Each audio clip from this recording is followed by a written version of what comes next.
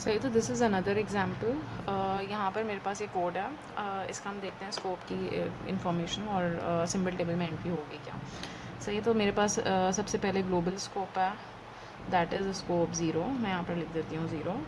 Stack के अंदर push हो जाएगा ज़ीरो, ठीक है। Top of the stack that is the current scope zero.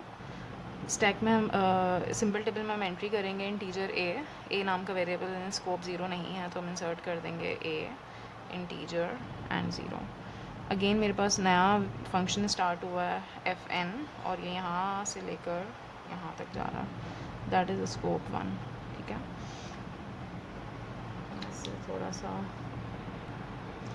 तो मेरे पास यहाँ पर वेरिएबल आ रहा है फंक्शन का जो पैरामीटर है दैट इज़ एक्स, टाइप है integer, scope is one, stack में पुश हो गया होगा वन, ठीक है। इंटीजर वेरिएबल सी, तो यहाँ पर variable C data type integer और स्कोप इज़ वन अगेन। इसी तरह मेरे पास वाइल का लूप स्टार्ट हो गया है तो दोबारा से एक नया स्कोप स्टार्ट हो रहा है that is scope number two, stack में पुश हो गया होगा टू, ठीक है। वेरिएबल वाई डिक्लेयर हुआ, Y integer, scope is two, ठीक है। अब यहाँ पर ये वेरिएबल यूज़ हो रहा है y इक्वल्स टू सी। जब वो सी को यूज़ करेगा, हमने दो चीज़ें कही थी, डिक्लेयर करते वक्त वो लुकअप भी करता है और इंसर्ट भी करता है, ठीक है। जबकि यूज़ करते वक्त वो खाली क्या करता है, लुकअप करता है। जब वो लुकअप करेगा, अच्छा लुकअप जब डिक्लेयर करते वक्त कर रहा था तो वो खाली इस स्कोप में दिख रहा था इन द सेम स्कोप है या नहीं है। अगर नहीं है तो फिर वो इंसर्ट कर देगा, अदरवाइज़ वो एरर दे देगा, ठीक है।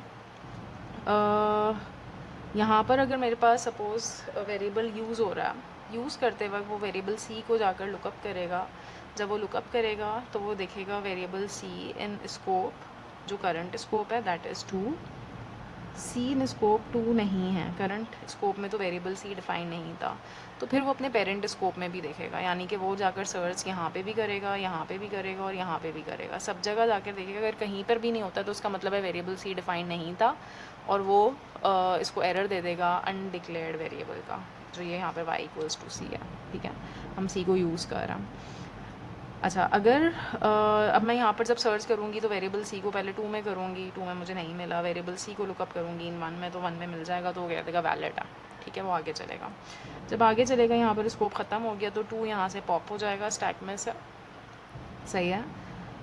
जब टू पॉप हो जाएगा तो वो यहाँ से स्कोप से बाहर आ जाएगा और current scope would be scope number one again, जो उसका पेरेंट स्कोप था।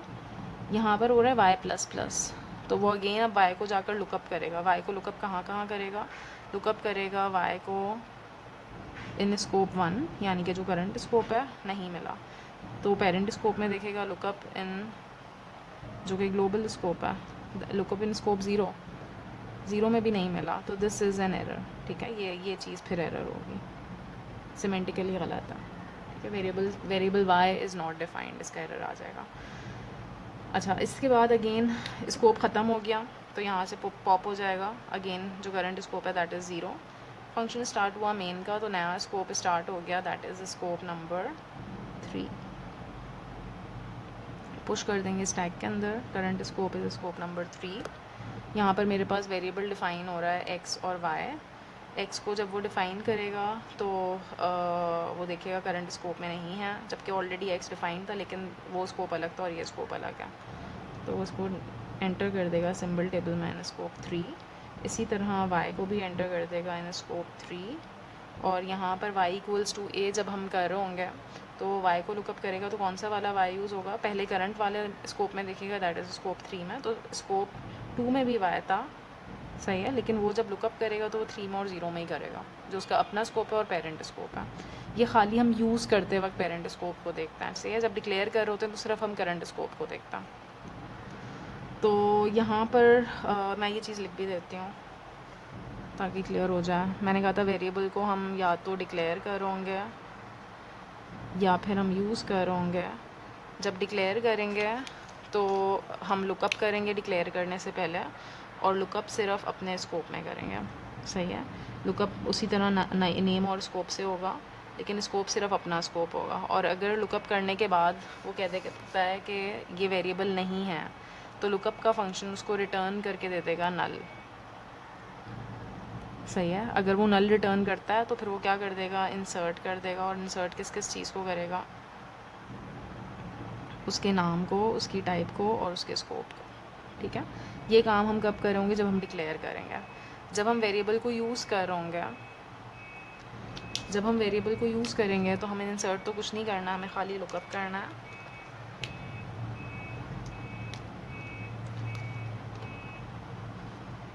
यूज़ करते वक्त हमें खाली जाकर लुकअप करना है। और लुकअप जब हम करेंगे तो नेम और स्कोप से करेंगे। लेकिन ये जो स्कोप होगा ये अपना भी स्कोप होगा प्लस पेरेंट स्कोप भी होगा। वो पेरेंट स्कोप भी देखेगा, यानी कि स्टैक में जो नीचे था। सही है, बस ये डिफरेंस है डिक्लेरेशन और यूज़ करने में। डिक्लेयर करते वक्त सिर्फ अपने स्कोप में देखेगा, जबकि यूज़ करते वक्त अपने स्कोप में भी और पेरेंट स्कोप में भी। अच्छा, एक और चीज़ ये देख लो कि लुकअप का फंक्शन हमें रिटर्न करके क्या देता है, हम उसे नेम और स्कोप बताते हैं और ये हमें रिटर्न करके दे देता है नल, अगर तो वो सिंबल टेबल में नहीं होता। लेकिन अगर सपोज़ कोई वेरिएबल सिंबल टेबल में था तो लुकअप करने के बाद हमने उसको बताया होगा, सपोज़ नेम और स्कोप, नेम और स्कोप से सर्च करेगा, लुकअप करेगा और वो रिटर्न करके हमें क्या दे रहा होगा, उसकी डेटा टाइप, अगर तो वो होता है। सही, यानी कि अगर सपोज़ मैंने लुकअप करा ए और ज़ीरो को तो रिटर्न में मुझे क्या मिलेगा, इंट। अगर नहीं है सिंबल टेबल में तो फिर वो रिटर्न करके तुम्हें दे देगा नल। ठीक है।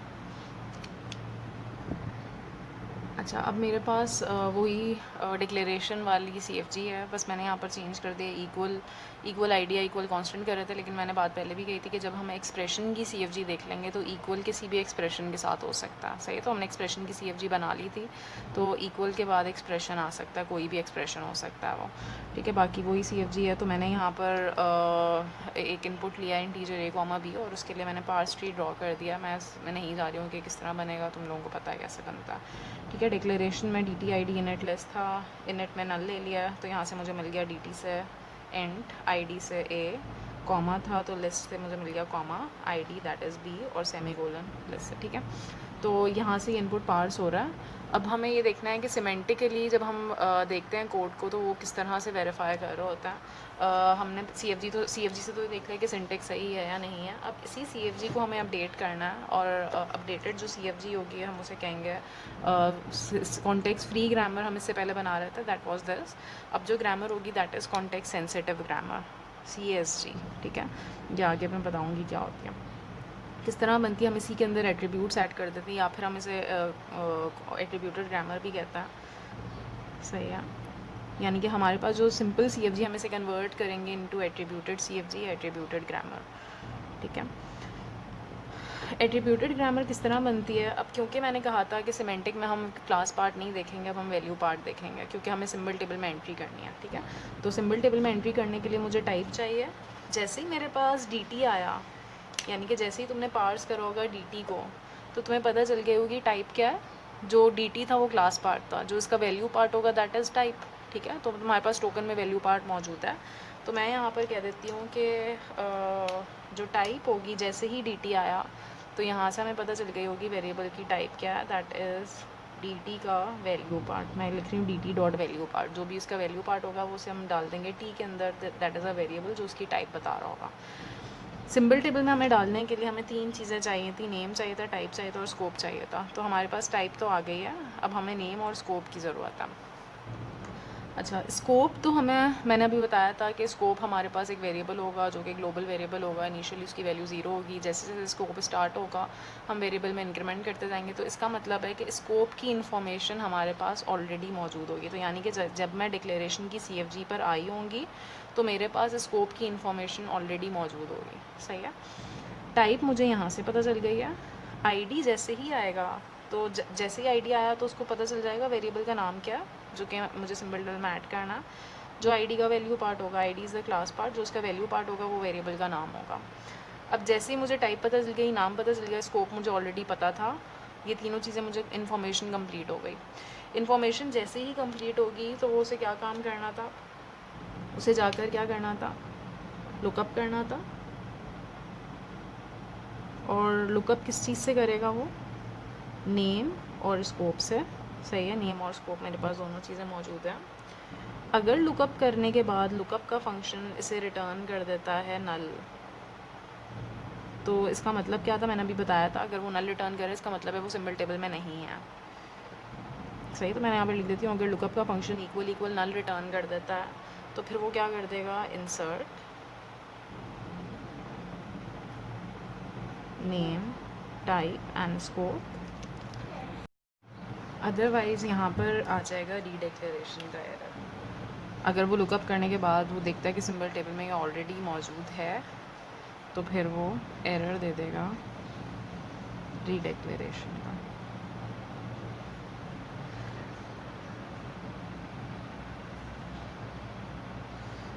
सही है, तो ये सारा जो कोड है ये किधर आएगा, इस पॉइंट पे। ठीक है, मैं यहाँ पर ये मार्क बना दिया इसका। तो मेरे पास यहाँ से टाइप आ गई थी, यहाँ से नेम आ गया था, स्कोप मुझे ऑलरेडी मालूम था, तो इस पॉइंट के ऊपर मेरी इन्फॉर्मेशन कंप्लीट हो जाएगी। तो वो यहाँ पर क्या करेगा, लुकअप करेगा। लुकअप करने के बाद अगर वो सिंबल टेबल में नहीं है तो उसे इंसर्ट करेगा। अगर ऑलरेडी था मौजूद उसी स्कोप में उसी नाम का वेरिएबल तो वो कह देगा रीडिक्लेरेशन एरर। ठीक है, तो इस ट्री को इसी तरह फिर ये स्कोप आगे जाएगा।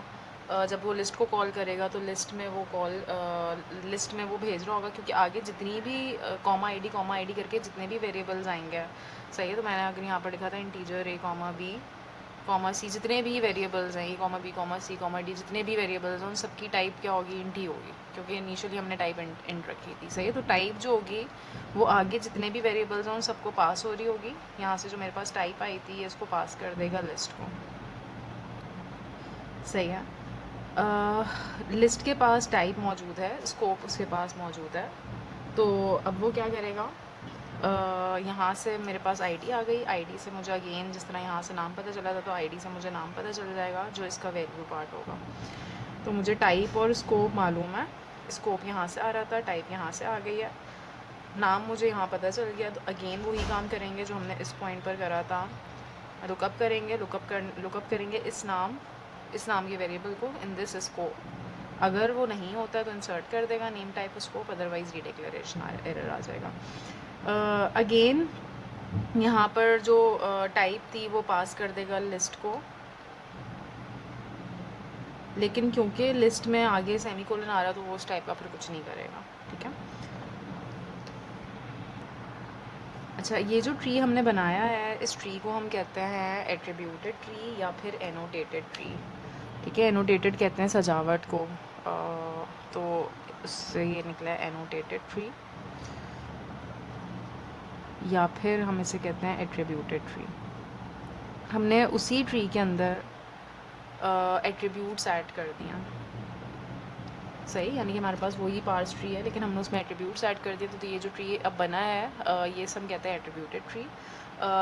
इसके रिज़ल्ट में जो ग्रामर बनेगी, ग्रामर में भी हम एट्रीब्यूट्स ऐड करेंगे जिस तरह हमने ट्री में ऐड करा, उस ग्रामर को हम कहेंगे एट्रीब्यूटेड ग्रामर। अच्छा, यहाँ पर एक और चीज़ जो मुझे बतानी थी, अगर सपोज़ हमने इनिशियलाइजेशन भी करी है तो इनिशियलाइजेशन करते वक्त भी कुछ काम होगा कॉम्पैटिबिलिटी चेकिंग का।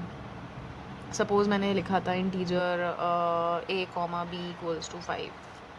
ठीक है, तो अब यहाँ पर उसे एक और काम ये भी करना है। एक तो उसने ये चेक कर लिया कि रीडिक्लेरेशन तो नहीं हो रही है वेरिएबल की, दूसरा काम वो ये भी चेक करेगा कि b की डेटा टाइप और जो 5 की डेटा टाइप है ये दोनों आपस में मैच हो रही हैं या नहीं हो रही हैं। कि अगर हो रही हैं मैच तो फिर तो ठीक है, वेल एंड गुड, यानी कि इसकी डेटा टाइप भी इंटीजर थी और जो कांस्टेंट है इसकी भी टाइप इंटीजर थी, तो फिर तो ठीक है, टाइप कॉम्पैटिबल है। अगर नहीं होती है तो फिर वो कह देगा टाइप इज़ इनकॉम्पैटिबल। ठीक है, तो एक और इशू जो हमें यहाँ पर हैंडल करना पड़ेगा इस CFG के अंदर वो ये भी होगा कि हमें टाइप कॉम्पैटिबिलिटी चेक करनी होगी। अभी फ़िलहाल जो पार्स ट्री बनाया है इसमें ऐसा कुछ नहीं हो रहा है, लेकिन अगर इनिशियलाइजेशन होती है तो इनिशियलाइजेशन करते वक्त मुझे टाइप लेफ़्ट हैंड साइड की पता होगी। सही है, तो वो जो टाइप हमें लिस्ट में मिल रही है वही टाइप जो है वो इनिट में भी जा रही होगी। लेफ़्ट हैंड साइड की टाइप हमें पता है, और इनिशियलाइजेशन जब होगी तो मुझे राइट हैंड साइड की टाइप भी पता चल जाएगी। सही है, तो मैं इसे यहाँ से रख कर मुझे लेफ़्ट हैंड साइड की टाइप पता थी जो कि इंटीजर, जो मुझे ट्री से पता चल रही है। राइट हैंड साइड की टाइप मुझे कहाँ से पता चल जाएगी, जब मैं असाइन करूँगी इस अगर कांस्टेंट असाइन हो रहा है तो कांस्टेंट, अगर इंटीजर कांस्टेंट है तो ऑब्वियसली उसकी टाइप इंट है, अगर फ्लोट कांस्टेंट है तो उसका टोकन बना हुआ था फ्लोट कांस्टेंट का तो उसकी टाइप फ्लोट होगी। सही, तो इसी तरह हम कांस्टेंट्स की टाइप तो हम बता सकते हैं, इसी तरह हम पूरे एक्सप्रेशन की भी टाइप्स बता सकते हैं। तो लेफ्ट हैंड साइड की टाइप पता चल गई, राइट हैंड साइड की टाइप पता चल गई, और ऑपरेटर तुम्हें पता चल गया कौन सा है, इक्वल्स का। तो मैं ये बता सकती हूँ इन तीनों चीज़ों से कि ये जो टाइप है ये आपस में कॉम्पैटिबल है या नहीं है। उसके लिए हम कह देते हैं हम कॉम्पैटिबिलिटी का फंक्शन बनाएंगे। कॉम्पैटिबिलिटी का फंक्शन करेगा क्या, ये दोनों टाइप्स लेगा, लेफ्ट हैंड साइड की और राइट हैंड साइड की। तो अगर मेरे पास सपोज करो कि लेफ्ट हैंड साइड पे इंट होता है, राइट हैंड साइड पे भी इंट होता है, तो टाइप दोनों कॉम्पैटिबल हैं, कोई भी ऑपरेटर हो, चाहे वो प्लस का हो, प्लस प्लस का हो, माइनस का हो, डिवाइड का हो, कोई भी ऑपरेटर हो, टाइप कॉम्पैटिबल होगी। ठीक है, तो कॉम्पैटिबिलिटी का फंक्शन जो होगा वो उसकी रिजल्टेंट टाइप रिटर्न कर देगा, यानी कि लेफ्ट हैंड साइड की भी टाइप इंट थी, राइट हैंड साइड की भी टाइप इंट थी, तो कॉम्पैटिबिलिटी का फंक्शन रिटर्न करके क्या दे देगा, इंट। सही है। अब सपोज़ करो कि लेफ्ट हैंड साइड की टाइप इंट थी, लेकिन राइट हैंड साइड पे मैं कोई फ्लोट असाइन कर रही थी, तो इंटीजर वेरिएबल में हम फ्लोट वेरिएबल असाइन नहीं कर सकते, तो ये इनकॉम्पैटिबल टाइप्स होंगी, तो वो रिज़ल्ट में रिटर्न कर देगा नल, अगर तो टाइप इनकॉम्पैटिबल होती है। ठीक है, इसी तरह अगर सपोज़ मैं कोई स्ट्रिंग असाइन करूँ किसी भी डेटा टाइप में, तो कोई भी चाहे वो डबल हो, फ्लोट हो, कैरेक्टर हो, कोई भी डेटा टाइप में हमें स्ट्रिंग असाइन कर रहा है, तो वो स्ट्रिंग कॉम्पैटिबल किसी के साथ भी नहीं होती है, तो वो इसको रिटर्न कर देगा नल, क्योंकि टाइप इनकॉम्पैटिबल होगी। सही है, तो मैं दोनों चीज़ों को बताऊंगी, कॉम्पैटिबिलिटी के फंक्शन को, ऑपरेटर कौन सा है, लेफ्ट हैंड साइड की टाइप क्या है, राइट हैंड साइड की टाइप क्या है, अगर तो बाइनरी ऑपरेटर्स हैं। ठीक है, अगर बाइनरी ऑपरेंड्स की हम बात करें, अगर यूनरी है तो फिर हम सिर्फ एक ऑपरेटर और एक ऑपरेंड बताएंगे और वो मुझे रिजल्ट में रिटर्न करके दे देगा कॉम्पैटिबल है या नहीं है। ठीक है, तो हमें एक काम और ये करना होगा डिक्लेरेशन वाली CFG में। एक तो हम ये चेक कर रहे हैं कि वो रीडिक्लेयर तो नहीं कर रहा, और दूसरा हमें ये काम भी चेक करना होगा कि टाइप मिसमैच है या नहीं है। सही है, तो अगर वो नल रिटर्न कर रहा है कॉम्पैटिबिलिटी का फंक्शन, दैट मीन्स कि टाइप इज़ इनकॉम्पैटिबल, और अगर वो कोई डेटा टाइप रिटर्न कर रहा है रिजल्ट में, एक्सेप्ट नल कुछ भी रिटर्न कर रहा है, तो उसका मतलब है टाइप इज़ कॉम्पैटिबल। ठीक है, अच्छा, तो मेरे पास वही CFG है डिक्लेरेशन वाली, लेकिन अब इसमें मैं एट्रीब्यूट्स ऐड कर रही हूँ ताकि एट्रीब्यूटेड ग्रामर बन जाए जो सिमेंटिक में हमें यूज़ करनी है। डिक्लेरेशन की CFG थी, जैसे कि हमने ट्री में करा था, स्कोप हमें मिल रहा था ऑलरेडी, तो स्कोप इसको ऑलरेडी मिल रहा है। DT इसका जैसे जैसे DT का टोकन मिला है, यहाँ से इसे टाइप पता चल जाएगी, type is equals to DT का जो भी वैल्यू पार्ट है वो। ID जैसे ही पता चला, ऐसे नाम पता चल जाएगा वेरिएबल का, दैट इज़ उसका ID का जो वैल्यू पार्ट है वो उसका नाम होगा। दोनों चीज़ें मुझे मिल गई, तो मैंने कहा था इन्फॉर्मेशन कंप्लीट हो गई, मुझे नाम पता है, टाइप पता है, स्कोप पता है। तो अब क्या करना है, लुकअप करेंगे, लुकअप करने के बाद अगर नल मिलता है तो वो इंसर्ट कर देगा, अदरवाइज़ वो कह देगा रीडिक्लेरेशन एरर। मेरे पास यहाँ जगह नहीं थी तो मैंने यहाँ नीचे लिखा है, लेकिन ये एक ही कंटिन्यूएशन में है, इनिट और लिस्ट। इनिट में जैसे हम ट्री में कर रहे थे, हम टाइप और स्कोप इनिट को पास कर रहे होंगे। ठीक है, लिस्ट को भी हम टाइप और स्कोप, टाइप जो यहाँ से मिली थी, स्कोप हमें यहाँ से मिला था, हम ये दोनों चीज़ें लिस्ट को आगे भेजना है। ठीक है, अब इनिट पर आते हैं। इनिट में अच्छा, पहले मैं लिस्ट को कंप्लीट कर लेती हूँ। लिस्ट में फिर हमारे पास अगेन वही काम हो रहा है, लिस्ट के पास टाइप और स्कोप आ रही है डिक्लेरेशन से। ये जो टाइप और ये जो स्कोप है ये हम आगे यहाँ पर यूज़ करेंगे, जैसे हमें ID पता चलेगा, हमें नाम पता चल जाएगा, जो भी वेरिएबल का नाम है। इन्फॉर्मेशन कंप्लीट हो गई, नाम पता है, टाइप पता है, स्कोप पता है, क्या करना है अब, सिंबल टेबल में एंट्री। तो वही चीज़ जो हमने यहाँ लिखी थी वही एग्जैक्टली यहाँ पर भी होगा कि इफ़ लुकअप, अगर वो लुकअप करता है नेम और स्कोप को सिंबल टेबल में और लुकअप का फंक्शन उसे रिटर्न कर देता है नल, तो वो क्या करेगा, इंसर्ट नेम, टाइप और स्कोप को, अदरवाइज़ वो कह देगा रीडिक्लेरेशन एरर। सही है, और ये जो इसको मिला था यहाँ से टाइप और स्कोप, यही आगे पास कर देगा फिर इनिट और लिस्ट को, कॉमा ID इनिट लिस्ट, वही रूल है। सेमीकोलन मिलता तो कुछ भी नहीं करेगा, तो उसे कुछ सिंबल टेबल में एंट्री नहीं करनी है, टाइप और स्कोप को ही आगे पास कर देगा, इनिट और लिस्ट को। अच्छा, अब एक्सप्रेशन पर आ जाते हैं। यहाँ पे हमें कॉम्पैटिबिलिटी चेक करनी है। इनिट के पास भी टाइप और स्कोप जा रहा है, सही है। तो ये जो टाइप है ये कौन सी टाइप है, लेफ्ट हैंड साइड की टाइप। मैंने कहा था कॉम्पैटिबिलिटी चेक करने के लिए हमारे पास दो टाइप्स होती हैं, एक लेफ्ट ऑपरेंड की टाइप और एक राइट ऑपरेंड की टाइप। ठीक है, और तीसरी चीज़ ऑपरेटर। ऑपरेटर हमारे पास इस केस में इक्वल्स टू का ऑपरेटर है, ठीक है। तो ये तो हमें पता है ऑपरेटर क्या है, हमें पता है लेफ्ट हैंड साइड की टाइप क्या है। राइट हैंड साइड की टाइप मैं अज्यूम कर लेती हूँ कि जब हम एक्सप्रेशन की CFG बनाएंगे, उसकी एट्रीब्यूटेड ग्रामर बनाएंगे, तो एक्सप्रेशन की CFG तो मैं इसकी टाइप बता रही होगी जो राइट हैंड साइड की टाइप है। उसको मैं कुछ भी नाम दे देती हूँ, मैं ऐसे कह देती हूँ सपोज़ ये टाइप है T2। तो अब हमें करना क्या है, इस पॉइंट के ऊपर मुझे लेफ़्ट हैंड साइड की टाइप पता है, मुझे ऑपरेटर पता है और मुझे टाइप T2 पता है। तो अब हमें क्या करना है, हमें कॉम्पैटिबिलिटी चेक करवानी है किसकी, टाइप T की जो लेफ़्ट हैंड साइड की है विथ राइट हैंड साइड की टाइप दैट इज़ T2, और ऑपरेटर है इक्वल्स का। और अगर कॉम्पैटिबिलिटी का फंक्शन रिटर्न कर देता है इसको नल, तो ये क्या करेगा, नल का मतलब है कि टाइप इनकॉम्पैटिबल है, तो ये एरर प्रिंट कर देगा टाइप मिसमैच का।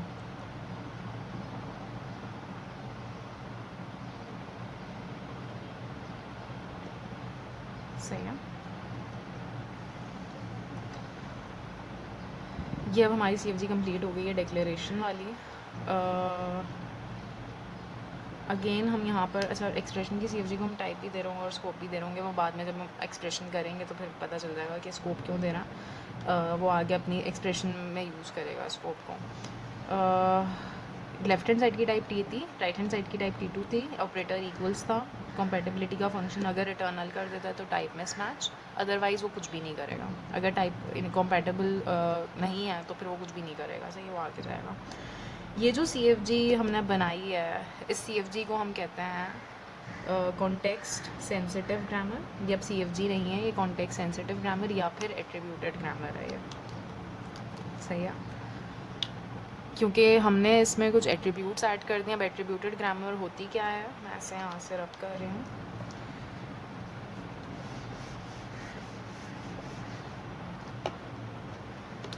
ऐसी CFG जो इंक्लूड करती है एट्रीब्यूट्स को। यहाँ पर मेरे पास STS, नीचे भी हम लिस्ट के अंदर टाइप और स्कोप जा रहा था, यहाँ पर ये टाइप है, यहाँ पे नेम है, ये सब क्या चीज़ें हैं, ये एट्रीब्यूट्स हैं, ठीक है। ऐसी CFG जिसमें हम इंक्लूड कर देते हैं एट्रीब्यूट्स को, और साथ में हम ऐड कर देते हैं कुछ उसमें सिमेंटिक रूल्स। सिमेंटिक रूल्स क्या हैं, जैसे कि यहाँ पर हमने बताया कि लुकअप करेगा, इंसर्ट करेगा, अगर ये नल आ जाता है तो फिर ये करेगा, तो ये रूल है, ठीक है। तो ये जो रूल्स हैं हम कहते हैं सिमेंटिक रूल्स। अगर हम किसी भी CFG में दोनों चीज़ें ऐड कर देते हैं तो उस CFG को हम कहते हैं कॉन्टेक्स्ट सेंसिटिव ग्रामर। तो सिमेंटिक रूल्स का मतलब यहाँ पर लुकअप का फंक्शन होगा, इंसर्ट का फंक्शन है, कॉम्पैटिबिलिटी का फंक्शन है, सही है।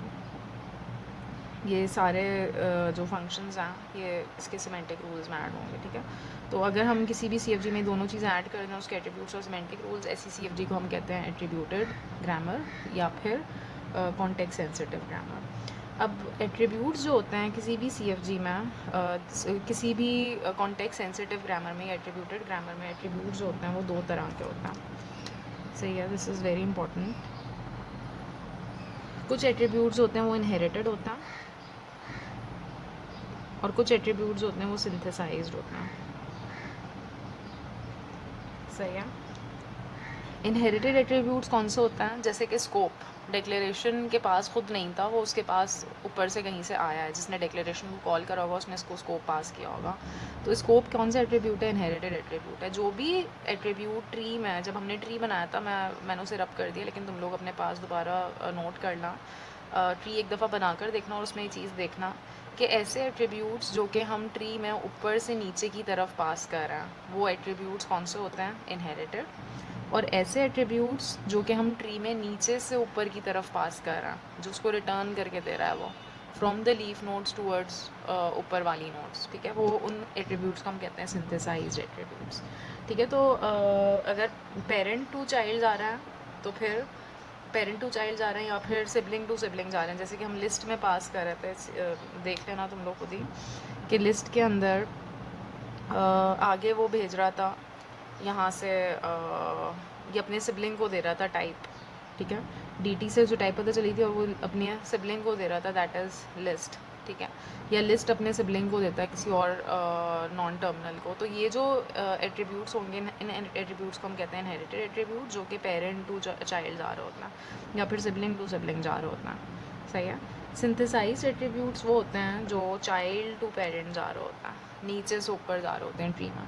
ठीक है, अभी तक हमने जो वेरिएबल्स देखे हैं, जो एट्रीब्यूट्स हमने देखे हैं, स्कोप था, ये इनहेरिटेड था। यहाँ पर हम एट्रीब्यूट पास करें टाइप और स्कोप का, ये भी इनहेरिटेड है क्योंकि ये ऊपर से नीचे की तरफ जा रहा है इनिट में और लिस्ट में।